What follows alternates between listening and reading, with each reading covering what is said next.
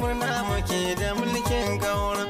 Bauchi mun gamsu da gwamnatin kamo talakawa, ka fitar mu a kange muna ta goyon baya. Duk yadda kake, duk inda kake, duk irin kabila, addini ko bangaren da kake a Nigeria, kai cikakken ɗan Nigeria ne wanda kake da cikakken 'yanci da haƙƙi a cikinta. Sanata Bala Abdikadir Muhammad Kauran Bauchi yana da kyakkyawar niyyar tafiya da kai ba tare da nuna wani son kai, bangaranci, kabilanci ko bambancin addini a gare ka ba idan ya zamanto shugaban Nigeria. Sanata Bala Abdikadir Muhammad Kauran Bauchi domin inganta makomar ƙasa, ci gabanta tare da bata salo irin na zamani. Sanata Bala Abdikadir Muhammad, wuyar aiki ba a fara ba.